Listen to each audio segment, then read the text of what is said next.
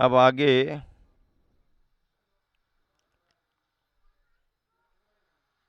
3 गाथाएं आ रही हैं एक साथ। कर्म बंध और सांख्य दर्शन। क्या? कर्म बंध और सांख्य दर्शन।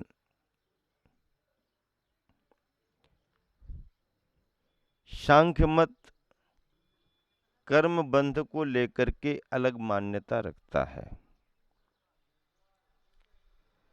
जैन मत कर्म बंध को लेकर के अलग मान्यता रखता है। बौद्ध मत कर्म बंध को लेकर के अलग मान्यता रखता है।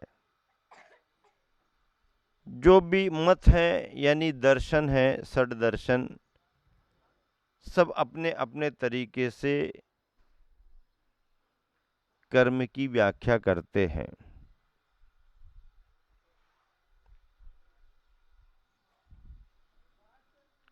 जीव और परमात्मा के संदर्भ में भी अलग अलग स्वरूप मानते हैं।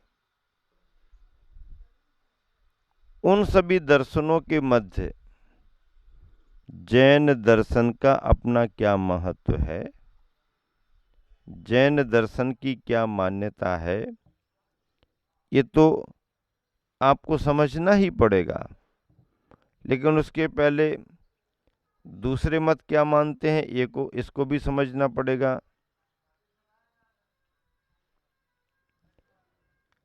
अब सांख्य दर्शन में जीव को हमेशा सदा शुद्ध माना है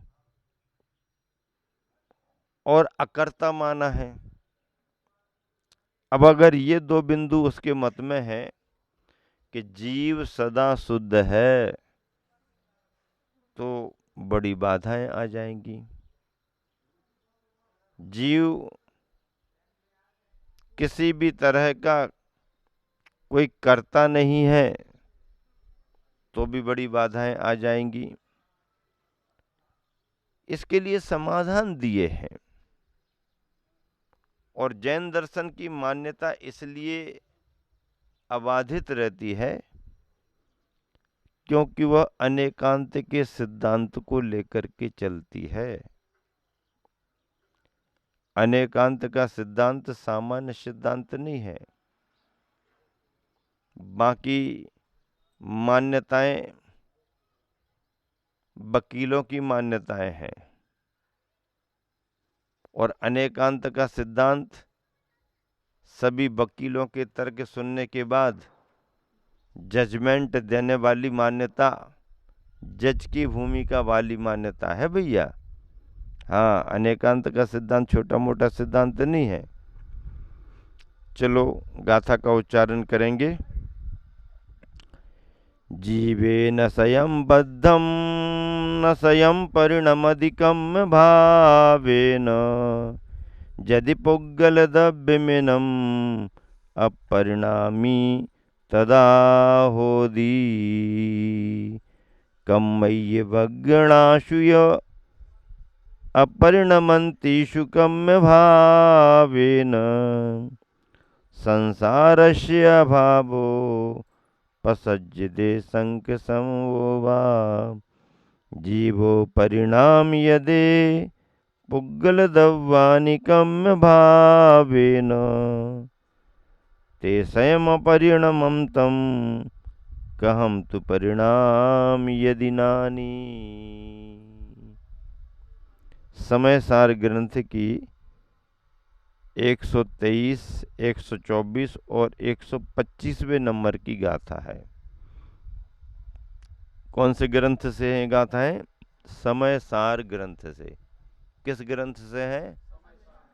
आपने सुना है समय सार कभी? नाम तो सुना होगा। हाँ, तो कहने का मतलब ये है कि नाम सुनना अलग है और उसमें क्या विषय आया है, क्या लिखा गया है, इसको पढ़ना अलग बात है। किसके बस की बात है? वो तो उतने ऊपर का कोर्स जिसने किया है उसके बस की बात है। अब जीवेन स्वयं बद्धम न स्वयं परिणमधिकम भावेन यदि पुग्गल द्रव्यमिनम अपरिणामी तदा होदी कहा है। अनुव्यार्थ में एक एक शब्द का अर्थ मिलान करो। पेज नंबर 90 है। देखो 90 पेज पर कर्म बंध और सांख्य दर्शन।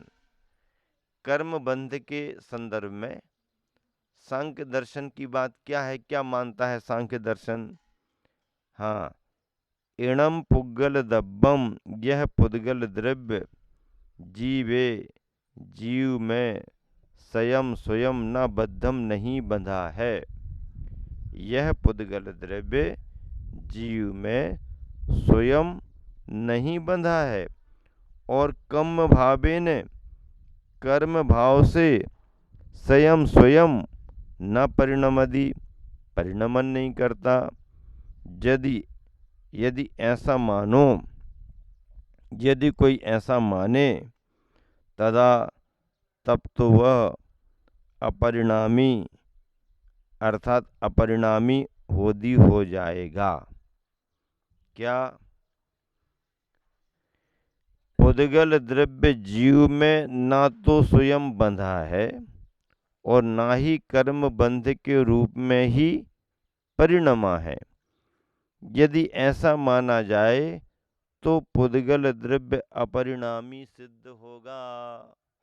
ना तो पुद्गल बंधा है और न पुद्गल द्रव्य कर्म के रूप में परिणमन कर रहा है। बंधा भी नहीं है और कर्म भाव से परिणमन भी नहीं कर रहा, तो फिर पुद्गल द्रव्य अपरिणामी हो जाएगा। पर ऐसा नहीं है, पुद्गल द्रव्य अपरिणामी नहीं है, कूटस्थ नहीं है पुद्गल द्रव्य। पुद्गल द्रव्य में निरंतर परिणमन हो रहा है। पुद्गल द्रव्य में निरंतर परिणमन हो रहा है। स्निग्ध रूक्ष गुण के कारण स्वयं हो रहा है पुद्गल का पुद्गल में, और जीव के परिणामों का निमित्त बनता है, तो भी पुद्गल में प्रक्रिया शुरू होती है। कर्म किसे कहते हैं और कर्म का बेस क्या है, रॉ मटेरियल क्या है कर्म का। हर चीज का मटेरियल होता ना है।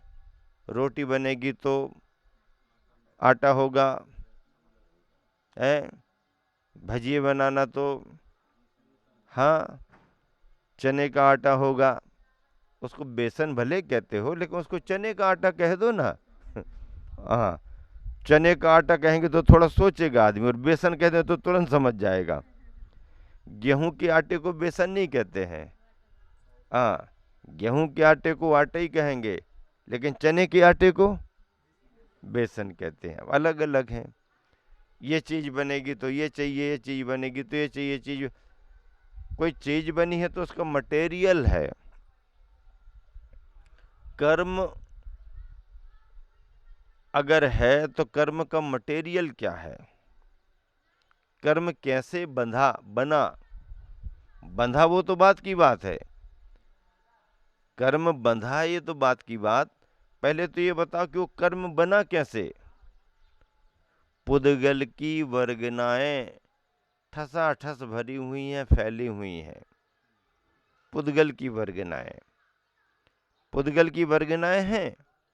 अब पुद्गल की वर्गना का स्वभाव क्या है, उसमें ज्ञान नहीं है, दर्शन नहीं है, क्योंकि वो जीव नहीं है, पुद्गल है। तो पुद्गल में क्या रहेगा, उसका गुण स्पर्श रस गंध और वर्ण रहेगा। पुद्गल का गुण क्या है, स्पर्श रस गंध और वर्ण, ये पुद्गल का गुण है। अब स्पर्श रस गंध वर्ण है पुद्गल का, तो ये पुद्गल की वर्गना कर्म कैसे बनी। पुद्गल की वर्गना कर्म कैसे बनी, तो कर्म की परिभाषा जीव के राग द्वेषादि परिणामों के निमित्त से, क्या, जीव के राग द्वेषादि परिणामों के निमित्त से पुद्गल की वर्गना का कर्म रूप में परिणमन हो जाना। पुद्गल की वर्गना कर्म बनी, पर कब बनी? जब जीव के राग द्वेष परिणाम जुड़े, जीव में राग द्वेष का परिणाम आया, जीव में राग द्वेष का परिणाम आता है। पुद्गल में राग द्वेष का परिणाम नहीं आता।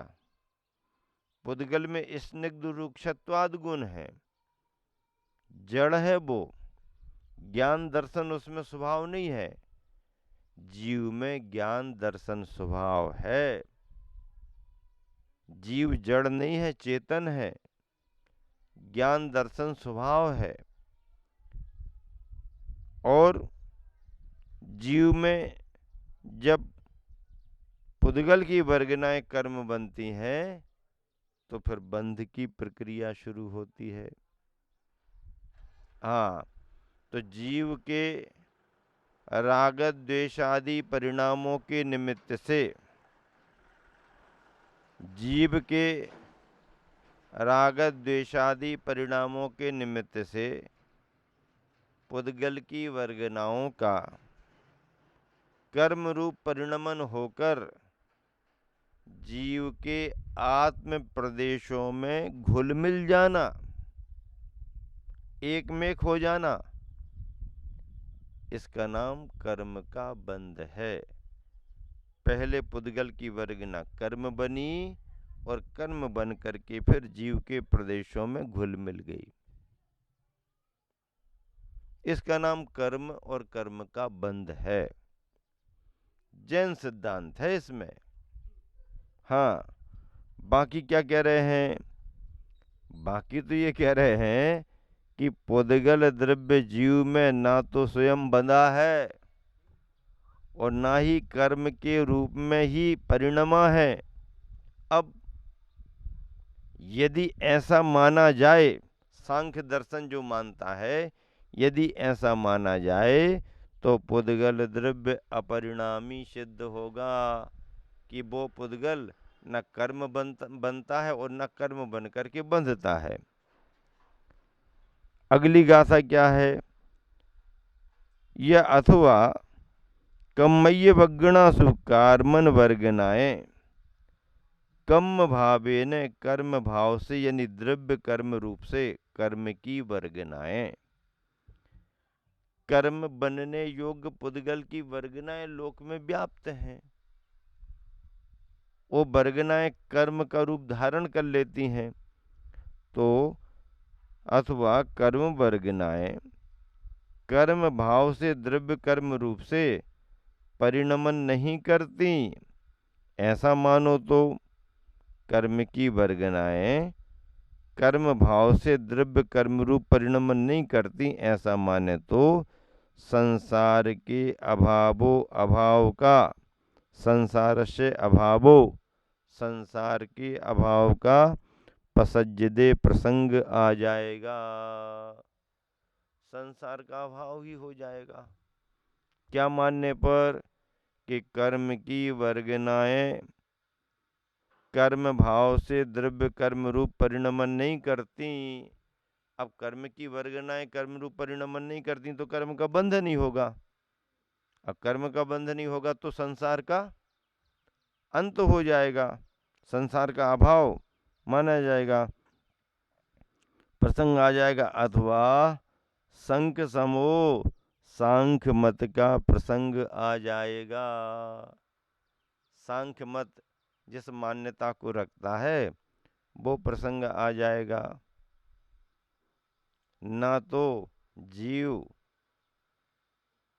कर्म से बंधा है और ना पुद्गल की वर्गना कर्म रूप परिणमन करती, सांख्य मत का प्रसंग आ जाएगा।